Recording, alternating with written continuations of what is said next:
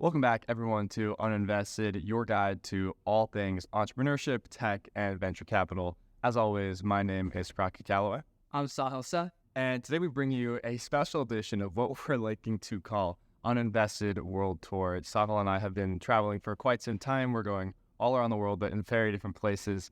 I myself am doing a little bit of a trip around Europe, reporting to you live from a hostel in Vienna right now. Sahil, where are you heading off to? I'm going to be heading off to Hong Kong tomorrow. I'm currently in Goa, India, so filming from my hotel room right now. But of course, the show must go on. So as always, we are reporting to you live about all of the latest and greatest in entrepreneurship, tech, and VC.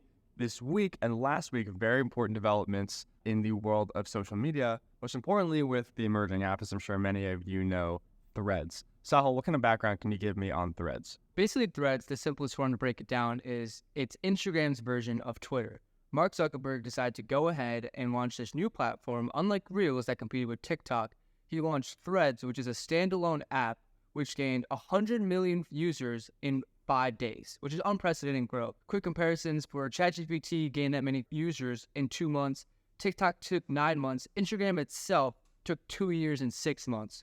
So Threads really blew up with users, but Crockett, I'd love to get your thoughts on the app itself. Do you like it? Have you used it? I mean, the app itself, right, it's very, very similar to Twitter. It's also much more easier to access, right, because you already have your Instagram access linked through Meta. Celebrities immediately started joining the platform right off the bat. So when you go on, it feels like you're early to the platform. It feels lively, but it also feels very similar to Instagram, right? It's just like easy to put out content a little bit. It's a bit different than Twitter in that the community feels a little bit less rigid. I think it feels a little bit more fluid. But it's interesting, Sahil, you mentioned this extreme growth, and you've compared it to platforms like Instagram or Google Plus back in the day, for example, which had kind of mass growth. And I think what a lot of people are marveling at right now is just how fast, right? It's taken one of the records alongside ChatGPT and others for the fastest platform growth. But in my opinion, actually, and I think I kind of have a little bit of a verse opinion here, we really have to take into account scaling over time for tech and social media usership, right? Like we have never had in the history of Earth right now, so many people use social media and so many people use it so frequently, which is most important here, right? And so I think that, in my opinion, you have to account for just how many people are using it, how many people have access to the App Store, especially globalized, right? So part of me thinks that maybe the number isn't that jarring. That's just what we might expect today for a really hyped up app. But I'd love to hear your thoughts on it. For me, not the amount of people on the platform, it's the fact that it was so easy to scale to 100 million people. If you think of startups, all these platforms, like if they were to get 100 million people, like within, 5 days, they would crash and crumble. The platform, the servers would not be able to handle it.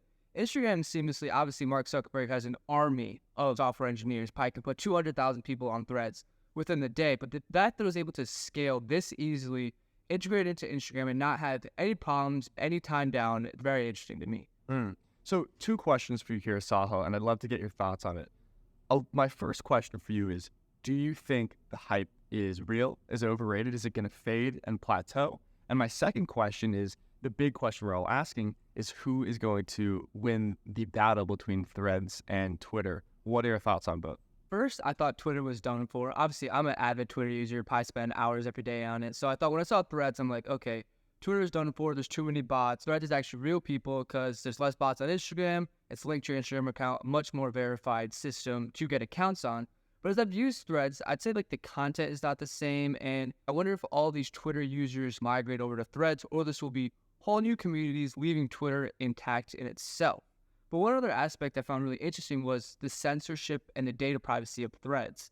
Everyone knows Instagram, Meta has gone through a ton of scandals, but the Threads isn't even available in the EU. EU has very stringent data rights, and they haven't approved of Threads yet. So you look at the statements, you can see they're collecting health data, fitness data, browsing history even. So really everything on your phone is given to Instagram and Meta itself.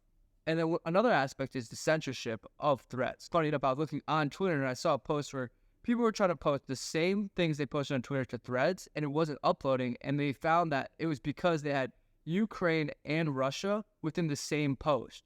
So Mark Zuckerberg is really censoring Threads. He doesn't want these negative comments. He wants it to be like a quote-unquote fun, happy place. But at the same time, that goes against what Elon is trying to do with Twitter and get the truth out there.